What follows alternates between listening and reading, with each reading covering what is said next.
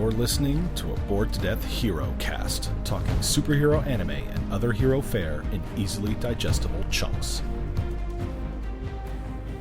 Hello again, ladies and gentlemen, and other assorted gender assignations. Welcome to the Bored to Death Herocast. I am Jay, being joined by Sam. We also have the Peanut Gallery with us. Hi. And we are here to watch the second two episodes of My Hero Academia Season 5. The first two proper episodes to the season. Episode 1 of the season was really more like episode 0. It was kind of a recap and like here's who everybody is in Class 1A in case you forgot. And here's what's going on with Endeavor and Hawks. And that was at the tail end of it. That was like we saw Endeavor waking up in the hospital after his fight with the high-end Nomu, and in the flashback we saw Hawks like help him sort of stay on his feet, and then Dabi showed up, implying that there was another confrontation there that we didn't see. But then at the tail end of the episode, we saw that Dabi was in some warehouse somewhere meeting with Hawks. So how do you feel about that so far? What do you think's going on? Based on what we saw in the episode preview last time, Hawks is not being like a bad guy. He is there because he's looking for information, because they're trying to track down the rest of the League of Villains. And while Dabi is a member of the League of Villains, they're after the leadership. They're after Shigaraki. They're after anybody else that's calling the shots in the organization. Yeah, Kurogiri would be one, but they know that while All For One was the leader and Shigaraki is a leader, there are other highly placed members that are ones helping dictate policy and whatnot. So, I think Hawks is looking for information and is not necessarily turning on the Hero Society. He's critical of the hero of some of the established veteran heroes, but he's not like a bad person at heart. I think he's not a bad guy. He is a good guy. He may not be a good guy, but he is, and we also know that Deku has been having like dreams about One For All and the other torchbearers. We haven't focused on too many of them. The only ones that we really know anything about are All Might, his immediate predecessor, and that the first torchbearer for One For All was All For One's brother. Yeah, which looks strikingly like Shigaraki. But the thing is, isn't Shigaraki All Might's predecessor's nephew? Yes. So there's a lot. Might be some blood lineage around there. Might be some blood lineage. We don't know, unfortunately. Was it nephew or son? Nephew.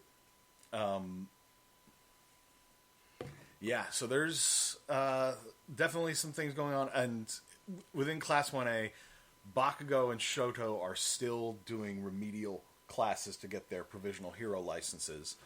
And Bakugo, during the mock crisis thing that they were doing last episode, after the thing had concluded, he still like basically unloaded on Sun Eater because he didn't get a chance to do his big explosion. He wanted to do the explosion, so he did the explosion. And he was basically like, "Please report to the principal's office." Practically, they got a retrieval drone to go get him. Yeah, it's just sort of like, don't send a person after him because he's just gonna hurt somebody. When Aizawa could have been just like, fine, just stare at him for a while. Yeah. And that's right, because they got the big three to help out with the crisis stuff. They had Hato and Sun Eater posing as villains. And Lemillion was just sort of like, "Oh no, I'm falling in the river again." Oh, looks like I might drown. Yeah, better get me. Just like planked into the water. Just boop, straight into the water, and just face spinning in circles. Yeah, it was a hilarious thing. Lemillion is hilarious. I'm so disappointed that this COVID crap happened. He was at AwesomeCon that year. Oh, he was going to be at AwesomeCon? And I specifically got the special pop of him to get signed. And then COVID happened, and AwesomeCon didn't. I would have had him sign a movie, but they haven't had the big three in any movie yet.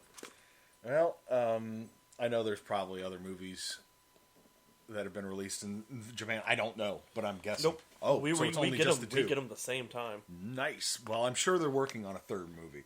Not in any relation. Going to see the Demon Slayer movie this probably upcoming not. week. No, I am. Oh. And that's actually one of the few movies they have in multiple theaters at multiple times. My phone just went off, and meanwhile, Kat's giving me this look, and I'm just like, what? Okay, it's just a basic, when a customer walks in 2 minutes before closing time, the video where they all like disguise themselves. I've seen that video many times before. Thank you, Kat. Anyway, so we've got Vestiges, where we're gonna seemingly find out what's going on with and we're gonna Dabi. get a class of 1A and B. Yep. So we're gonna see Class 1B stepping up to try to take it to Class 1A. And it's mostly going to be an excuse for what's-his-name to get his ass kicked again. Monoma? Yeah. I couldn't remember his name. It's just that jerk in Class 1B that's always so smug about how, his class is so much better. It's like, no. There's a reason why it's A and B. Work to, mind control or, give suggestions or something? He could, copy. Copycat, okay. You're thinking of Shinso? Yeah. Shinso, yeah.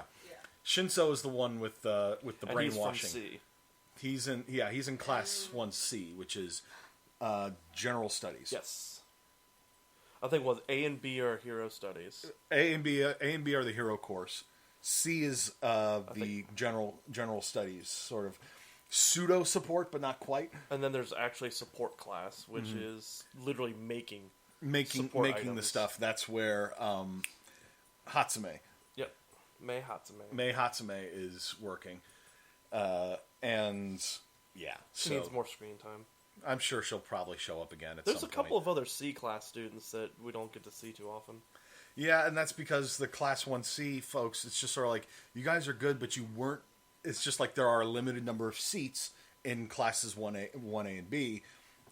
You just didn't quite make the cut. That was his whole thing during the sports festival, was that he wanted to show that he could hang with them, and he did. Anyway, so 2 episodes today, and then we'll presumably be going to a 1-a-week schedule going forward. This may be released. This is going to be released before the One Punch Man episodes that we have recorded. But I am going to work on getting those uploaded as well, so the Herocast can start building up a backlog of things to see. And Sam is just trying to deal with some of the stink from the bathroom over there. Anyway, so we're gonna get down to this. Don't think there's anything else really to cover in this intro, so we'll be back after the binge. Woo! Hello, and thanks for listening. While we're binging, please give us a like and subscribe. If you want to reach out, do it via our social media on Facebook or Twitter at BTD_Bingecast. The Bored to Death Clan is part of the CKCC Radio family, including J Bunny's Music Hub, the Race Nerd Podcast, Real Paranormal Talk, Ranking Tracks, Motivational Moves, The A Show, Park Hopper 101, and The Nerd Table. Please consider supporting CKCC Radio on Patreon so we can continue to bring you podcast content. And now, the binge is done, so let's get to the discussion. And we're back. Yeah, I can see why you hated having to watch it weekly. Every episode from episode 1 to current, weekly. Yeah, not season 1. Yeah, it's not exactly fun. It's like, oh, we're about to see it. Oh, what do you mean we have to wait till next week? Yeah, that's a real dick punch. But so the first episode, we got a lot of context about Hawks and Dabi. With their meeting and everything. We saw the flashback to immediately after the fight with the Nomu when Dabi showed up. He was ready to throw down with them. But then Mirko showed up, the number 4 hero. Girl. Is she number 4 or number 3? I don't know. She's in the top 10. I don't. Unfortunately, I'm got a new notebook, so I don't have my old one, which had the rankings in it. But she showed up, and at that point, Dabi was just sort of like, well, I was prepared to take on 2 heroes that had just worn themselves out against a Nomu, but yeah, I'ma just leave. And that same, like, black ooze stuff that we saw the Nomu showing up during and he called for someone else. So he's like, you gotta do it. And he said their name. Yeah, I didn't or something like that. I didn't catch the name. Number 5. Number 5. Okay, so Kat has just looked it up for us, and so he just like ooze portaled out of there. And then we saw Dabi meeting with Hawks in that warehouse, and turned out that Hawks had known that there was going to be a Nomu attack, but because he's apparently working alongside the League of Villains, but the Nomu that was sent was way more powerful than had been agreed upon. But then Dabi points out, you said you would just show up with a random pro. I wasn't expecting you to show up with the number 1 hero. It's like they're not quite trusting one another. Hawks is saying that he's sympathizing with the League of Villains cause. Seems familiar. Mm-hmm. Well, I mean, we just watched. We just watched Falcon and Winter Soldier. With another winged hero sympathizing with the bad guys, or the antagonists anyway. But then we get more context on Hawks that basically the government had approached him and had asked him to go undercover, essentially, to try to infiltrate the League of Villains. We also got a tiny bit of backstory for him, that he was a prodigy, that they handpicked and supported his family so they could train him. And from that same little flashback, we also saw that he had always been looking up to Endeavor. We saw him holding like a little Endeavor doll. So, puts a little bit more context on that. And so Hawks is working to get intel on the League of Villains from within. They're specifically trying to figure out what's going on with the Nomu, how the Nomu are being created. Was it just All for One, or is someone else creating them? Which we know it's someone else. It's the Doctor, whoever he is. And then, the Doctor was also the one that practically built all the shit and kept All for One alive. Yep. As long as he has been.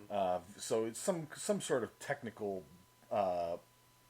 whiz in that respect, or at least when it comes to biological stuff, keeping people with serious injuries alive and creating these bioengineered monstrosities.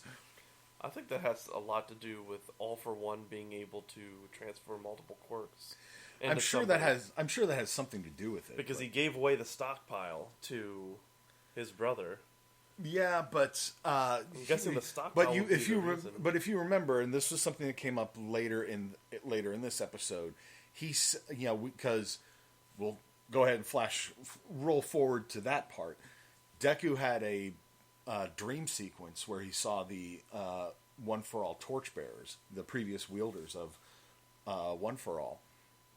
And then he saw memories of the first wielder, All for One's brother.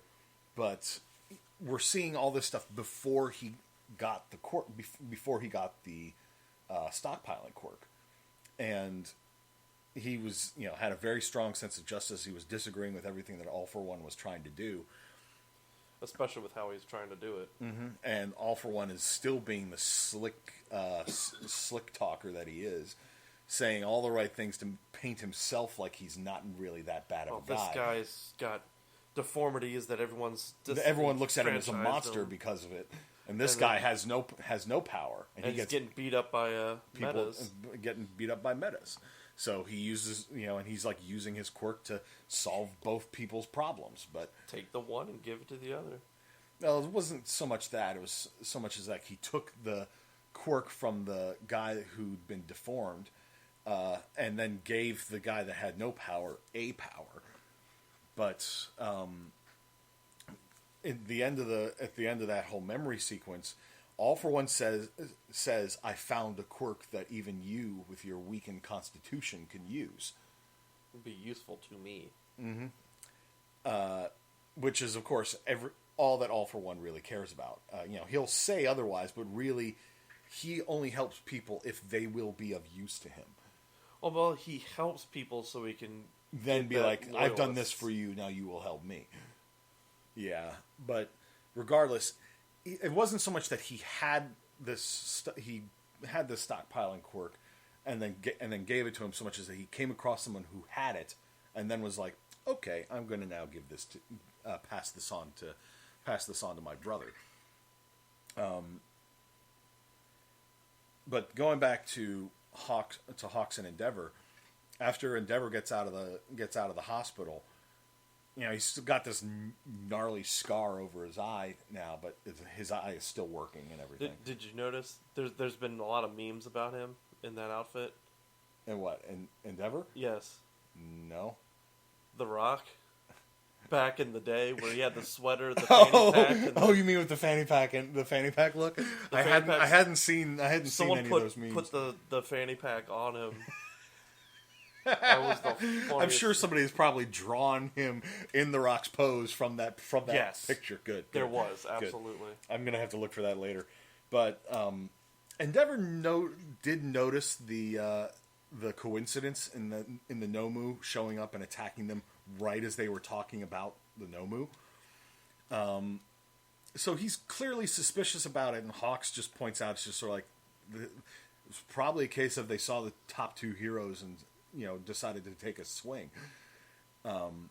Even though, Hawks in his head is like, I was deliberately causing a scene while we were out in public so that people would notice me to give myself that excuse. But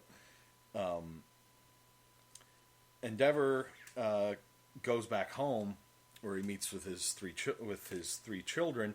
You've got Natsuo, the oldest, Fuyumi, the elder sister. She's the one who has the white hair with the little red streaks in it, and then Shoto. And Fuyumi has basically made them all food, and she just sort of wants them all to try to get along. But Natsuo is still just sort of like, this guy was neglectful and basically ignored us and mistreated us and mistreated our mother for years, and we're now just supposed to forgive him. And he's like, "Nah, I'm not doing that." And he just gets up and storms off. And he even points out, it's just sort of like, I just found out today that Shoto likes, like, soba noodles. And it's like, I barely know anything about my own brother because you kept him away from us. And it's like, it's like he's got a point. And Shoto is basically like, I can tell that you're trying to do a better job, but we're not to the point yet where I can forgive you for things. It's like I have seen that there has been a change in you and you are trying to do better, but I'm not yet to the point where we're okay. And even Endeavor is just sort of like, I fucked up and I need to make amends because the number one hero needs to make a better world for the ones who will come after us, sort of thing. So the dude's trying, and but he's got a lot of ground to make up. He's got and you also say, well, what? I don't even know what happened to our oldest brother. That's right. Natsuo mentioned like an older brother, Toya. Dabi. What? Dabi. Yeah. Our theory is that, and you sort of touched on this way back when we were binging through through season 2, when Dabi came up with the scars and the skin grafts that he's got on. That maybe Dabi is another one of his children. Who doesn't have like the ice powers, but he does have the flame powers. And he has hotter flames. Because blue flames do burn hotter. Not that Endeavor's flames necessarily don't burn really, really hot. It's just I think Dabi's are hotter straight from the get-go. And I wonder if Dabi has some of the same limitations as Endeavor does. Endeavor has it can only power up his flames so hot before he starts overheating. Yeah. And that's one of the advantages that Shoto has is if he starts overheating from his flame powers, he can use his ice powers That's to the whole reason why he sought out a ice-powered wife. Mm-hmm. So yeah, Dabi could be Toya. There did seem to be a thing that Endeavor looked like he recognized Dabi. Sam is showing me an Endeavor meme of the opening to Powerpuff Girls with fire, ice, and everything nice, and daddy issues. I broke the daddy issues on the top of the barrel instead of Chemical X. It's funny as shit. That is actually pretty damn funny. But let's we're just going to sort of cut back and forth here in this discussion instead of going full, here's everything that happened. But let's talk about Endeavor, marrying his wife with the ice powers to try to produce a kid that had both. That ties into something that came up in the second episode we watched today, when Deku was talking with All Might about about the quirk singularity, the doomsday quirk scenario theory, where it's as people with quirks marry and have kids, the quirks are going to get more complex. Yep. And more powerful, and that there's the potential that it's going to get to the point where there are going to be quirks that are so powerful that you can't control them, and it's something that there's something to that with Dabi. If Dabi is indeed Toya Todoroki with his blue flames, he apparently, as far as we can tell, doesn't have the overheating limitations, because he can basically call up really hot flames straight away and with pretty fine control over them, and good gesundheit over there, Kat. Yeah, I'll be fine.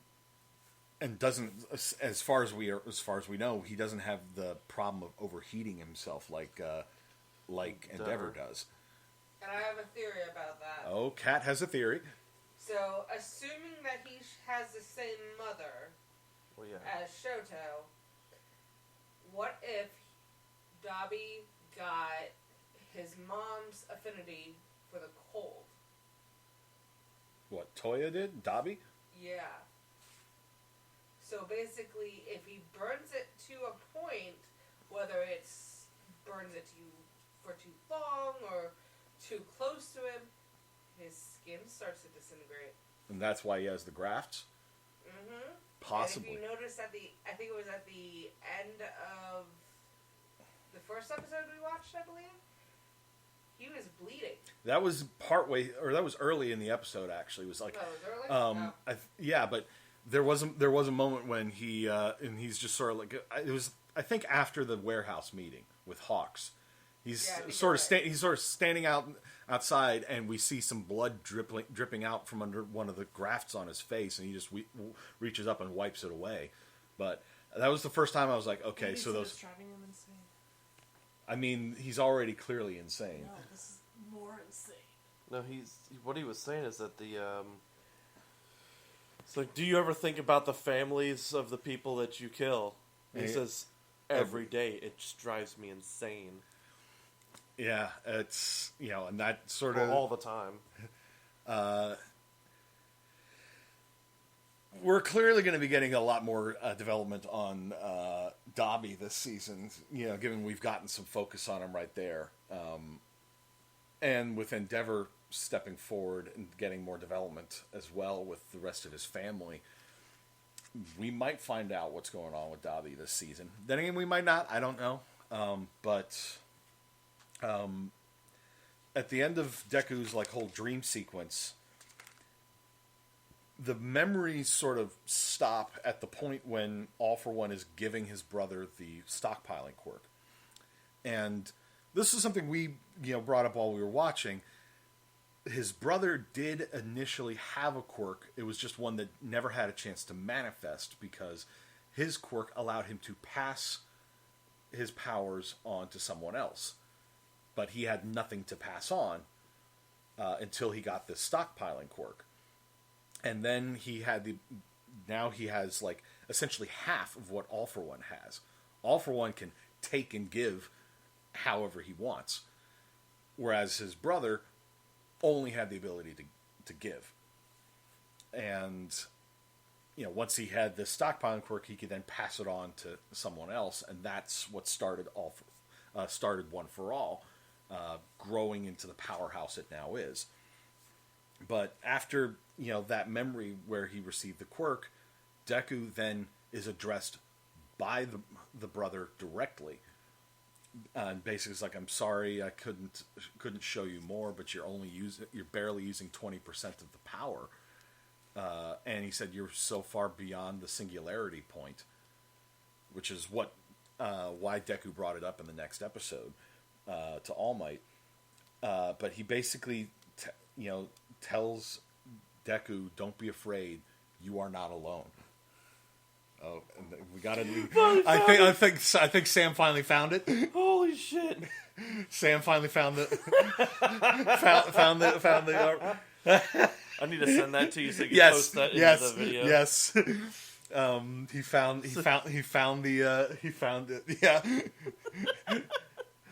Peanut gallery. Look. Oh man, worth it.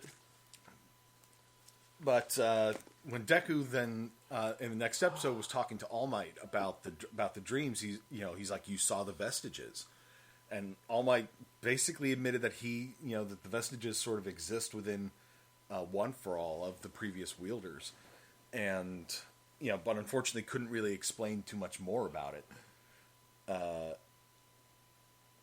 But he, as his predecessor had explained to him, that she believes like the emotions and the like the desires to be a hero, essentially, of the previous wielders are sort of woven into All for One, or not All for One for All. And she's like, that's my theory anyway, and basically tells him to keep being hopeful and everything. But then they got into the discussion of the Doomsday Quirk singularity. Because we already experienced a bit of that with the pseudo-filler episode, but not really episodes where they were... With the children? The children in the remedial classes. Mm-hmm. Because the children were so powerful at such a young age. Yeah. And it's also, like we've said before, it's like a baby snake, venomous snake. They don't know how much venom to use. Mm-hmm. They have not yet learned restraint. They literally don't know their own strength. But after that, case with people, they get cocky. And after they were done talking, Deku had to go get ready for the practical training that day, and they bump into Aizawa and Shinso. And Aizawa is just immediately in sort of like, what are you doing? Sort of thing. Immediately like in creepy, creepy mode. But Class 1A reports to like the combat training ground. They've all got their costumes. And winter costumes. Their winter costumes. Apart from Invisible Girl. She's wearing boots. Yeah, she was wearing boots, but she was sort of like jogging in place trying to keep warm because she's freaking naked. Jesus. I'm just like, maybe grow your hair out so you can cut it and make yourself a costume out of your own hair like Lemillion did? Or have one of the people in support class use the hair if they could see it. Maybe Hatsume could create something where she could actually see the hair, so she could use it to weave it into a costume form. maybe just make the goggles to give it to one of the other support classes. Yeah. What was going on over What? Oh. You can send it to me because I can't see from Yeah, here. here, That'll work. Peanut Gallery looked up another My Hero meme. It's that one of the girlfriend was like, lying in bed with her boyfriend and his like body pillow or whatever, and except it's a pillow shaped like All Might.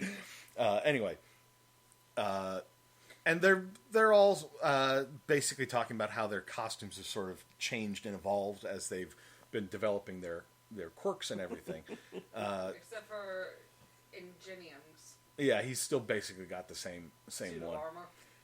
And then Class 1B shows up, and Monomo is being his usual cocky dick self. They identified everybody in Class 1. SDE. What?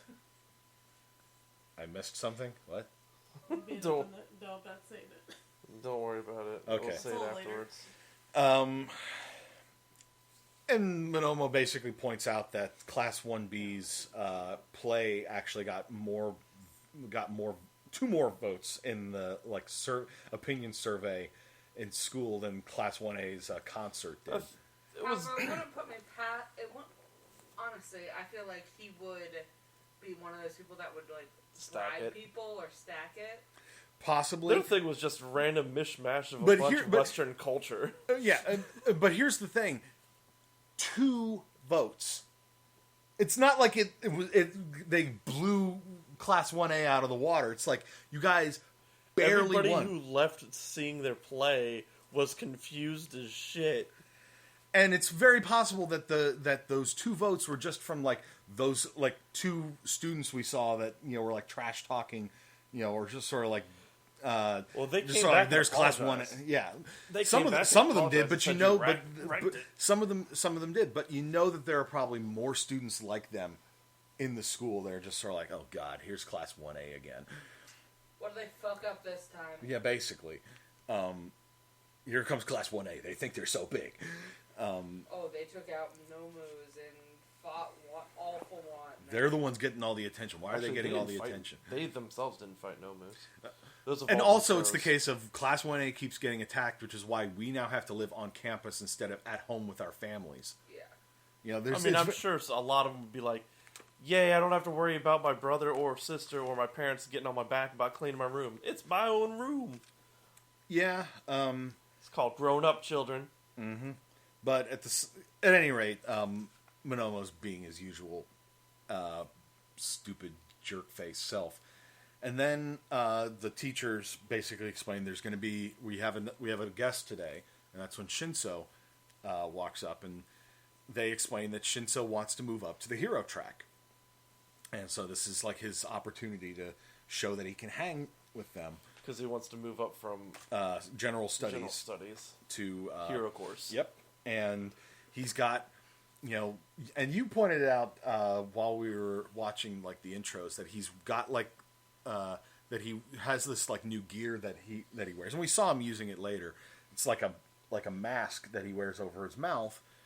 At the time, we speculated that he uses it to sort of disguise when he's when he's speaking, so that they don't know when he's using his quirk, like Aizawa does with his goggles. So and he also is wearing one of a combat scarf like Aizawa's, and well, we find out later what exactly that does. But Shinso, when he's introduced to everyone, basically is just sort of I want to prove that I can be a hero.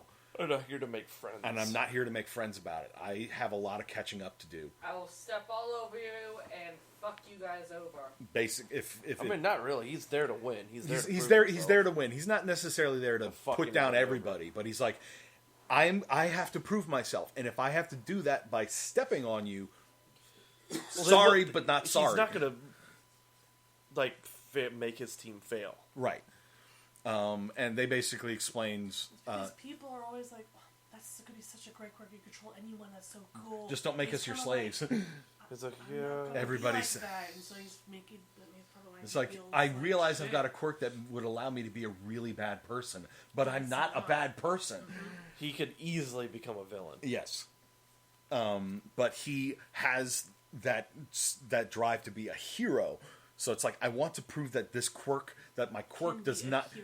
That having a bad guy quirk does not make me a villain. I'm like Bakugo. Yeah, but Bakugo's another one that he's, with his quirk and general attitude, he would be a real easy villain. But no, he wants to be a good guy. He wants to be a hero. But the way the practical training was going to work was like 4-on-4 matches, Class 1A versus 1B. They're basically like your hero agencies trying to capture a villain organization, and that's the other team. When a team has 4 members captured, they lose. Or like if you manage to capture 4 members of the enemy team, then your team wins. But because we now have an extra person, he is going to participate in 2 separate matches, one on each side. And he gets paired with Class 1A in the first match, which we saw start happening. And he is also going to be in the last match, but he's going to be on Class 1B's team there. As it happens, Deku. Against Deku. And Shinso is going to have Monomo on his team. I see Monomo somehow screwing that up for them by getting arrogant about things. But that's just me. Wait, he could be real slick about it and He just could. tap him on the shoulder and have his power.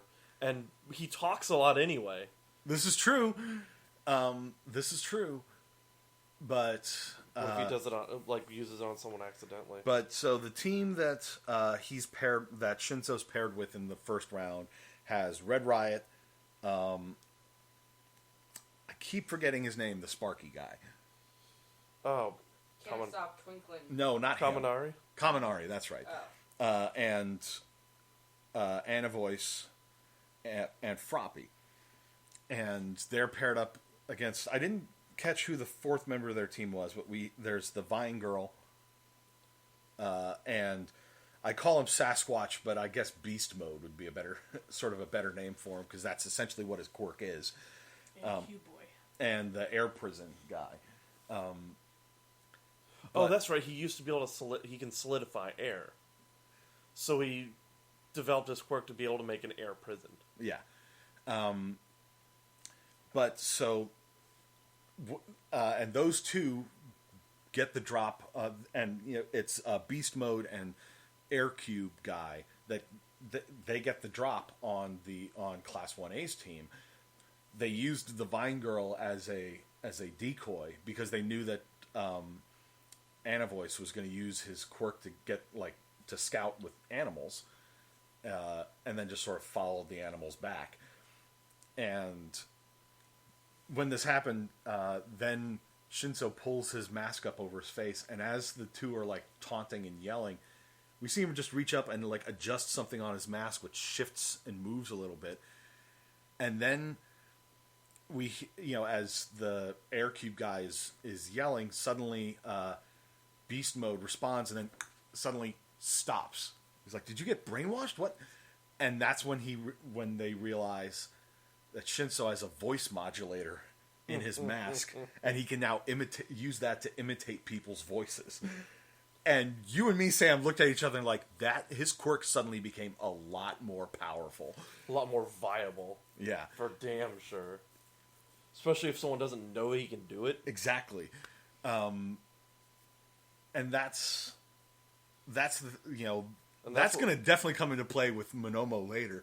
I could see him using the voice modulator to imitate Monomo's voice to try to get a rise out of somebody on Deku's team. Oh, I was thinking the other way with him using Deku's voice against Ochako. Because Ochako is on Deku's team. But I could easily see him using Monomo's voice to get a rise out of whoever else is on their team. I didn't catch everybody that was on Deku's team. But if it's somebody that's hot-blooded enough, I don't think Bakugo's... No, he's not on that Bakugo's on a different team, but... Surprisingly. Yeah. Then again, I think they when They've I think done when it to I think death when they with were Deku I think on when they were writing this particular arc, they probably deliberately split the 3 heaviest hitters onto 3 separate teams so that they wouldn't have like, because if you have Shoto and Bakugo on a team together, yeah, they may not necessarily get along, but their quirks are ridiculously powerful. But you know, something else that had been brought up in the episode, All Might was talking with Midnight, and basically, Mind you, they are not dating. they are not dating. He did. She's not into older men. Yes. Because Pinky made the. Yeah, Pinky made a comment about Mina. it, and but Midnight asked him who does he think is going to win, Class 1A or 1B, and he said, well, while 1A has a lot more like in-field experience in dealing with villains and everything, Class 1B has actually got better grades than them and has made leaps and bounds in their improvements because they're actually able to complete the curriculum. Not attacked by the League of Villains Constantly. every couple months. Yeah. Or getting people kidnapped. There's that going on as well to remember, but it's going to be interesting to see how these matches unfold, and I'm really curious to see how things are going to unfold when Shinso is going up against Deku, because Deku we know is and they brought it up here. He was put under the brainwashing during the sports festival, but broke out of it. Deku knows it was because One For All's torchbearers basically reached out to him, and it's like the brainwashing couldn't control all of it. I'm wondering if it's because they are still a part of the quirk, and that, like, the vessel for One For All got brainwashed, but not all the spirits. Remember inside. Heroes Rising? Yeah. And how 9 couldn't take One Because For they All? were all the powers combined. Yeah, I'm wondering if it's something similar to that. Yeah, it's like the brainwashing quirk can't work on One For All because there are those other minds that are sort of... Or there could have been a quirk inside that basically Overwhelm- nullifies any kind of mind control. Possible. Well, I don't know that so much that it nullifies, but it makes them more capable of breaking free from it. Because if it could nullify it altogether, then he shouldn't have even been affected in the first place. Unless it comes down to he still hasn't fully tapped into what One For All can do. Because he's just focusing on the strength aspect that he can see and that he knows of. Mm-hmm. It's possible as he starts tapping more into it, then he'll unlock other abilities that it has. It is one of the sort of mysteries of the show, but we're in the middle of another class versus class arc in the. I'm going to say that's going to be 3 to 5 episodes, maybe more. Probably, and it seems this is usually how it goes with My Hero Academia. You will have an arc that focuses on stuff at the school, and then we'll have an arc that focuses on a villain organization. You know, it's like we had the attack on the arena, you know, where we first saw All Might go up against that Nomu. Yep. And then we had the sports festival. And then we had summer camp.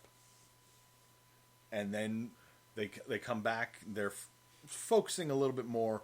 Then we have them focusing on making like ultimate moves and stuff. And then we had, the ultimate moves stuff came after the summer camp arc, because that went straight into the All Might All For One fight because Bakugo got kidnapped. But after that, then we had make your ultimate moves, and then there was another bit of League of Villains stuff going on. I'm trying to remember exactly what it was. Again, I don't have my other notebook down here, but this is just how it goes. It goes from like small scale, focus on getting stronger. Okay, now it's time for you to use what you've learned, sort of thing. So I think any stuff with the League of Villains is going to be mostly background, but they're heavily going to be focusing on the students for a while until gonna give a little bit of Class 1B some airtime. Yep. But it's still going good. So we'll hopefully next week's episode won't end on as much of a cliffhanger as this one. Hopefully finish this fight at least. Yeah. Well, we're almost certainly going to finish this fight, but will we get through like more fights or what? So we're pulling the menu back up real quick so we can try to check this out. And I've now got to try to fill the airtime. So make it happen, Shinso. And so we're definitely going to finish up this one next episode, and there's going to be a new fight on episode 93. Darkness, episode 93, which will... Heck, maybe they'll have both episodes up by next week, but probably not. But episode 93, which is at least 2 weeks from... Possibly 2 weeks from now, is... how did they put it? It was like Darkness versus Darkness. It's Tokoyami versus somebody. What was it? And Kuro Iro face off in the second match of the class battle. So next episode, I think, is going to be wrapping up this first fight. Yeah. And then episode 93 is where we, get into the next one. It looks like that particular team, we have Can't Stop Twinkling, the Sparkling Never Stops, and Momo and Tokoyami. Who's the fourth person on there? Invisible Girl. Oh, is it Invisible? Okay, so I can see her glove. Yeah. And it looks like they've got Kendo on that team. So they have a heavy hitter. And is that Onomatopoeia guy? Yes. And then... Manga Man. Yeah, they called him Manga Man. Manga. No, Manga is, I think, his name. But he's a man. Yeah, but because of his quirk, he's basically got a comic book page for a face. And some little mushroom girl. And then I'm assuming the fourth guy there is Kuro Iro. The all black. The guy with the all black skin and everything. At any rate, My Hero Academia still a great show.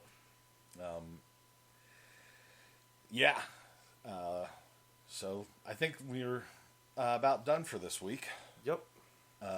Can't always promise these My Hero editions of the Herocast will be as long as this, because in this case it's just we had 2 episodes to catch up with. When we're doing 1 episode apiece, the discussions may not necessarily be as long because it's only half an hour episode. But yeah, still a great series. Looking forward to seeing how Shinso makes it happen. Experience my rage. Yeah, I'm not. Well, see, I don't get nearly as angry about stuff as you do. Not angry. I get frustrated that I just want to keep watching more. And just goes, it's like man, that's a badass ability. That's really freaking cool. Let's see him use it. What do you mean I have to wait a week? And then it just hits the theme. Like, because the whole time I'm watching week-to-week episodes, as soon as they do their kind of, like, half-episode break, the only thing I'm thinking of is, as soon as it gets good, it's going to get cut off. As soon as it gets good, it's going to cut off. That's how they usually do it with the breaks. They want to make sure that you tune in when the break is over. I got to see what happens, sort of thing. But, yes, that'll about wrap it up for this week. So, for Sam, Kat, and the Peanut Gallery, I am Jay, and we will see you next week. I'm Sam. Bye. Plus Ultra! Thanks for listening to the Bored to Death Bingecast. Be sure to check out our library of past podcasts via CKCC Radio or via our YouTube channel, and give us a like and subscribe. We'll see you after our next binge.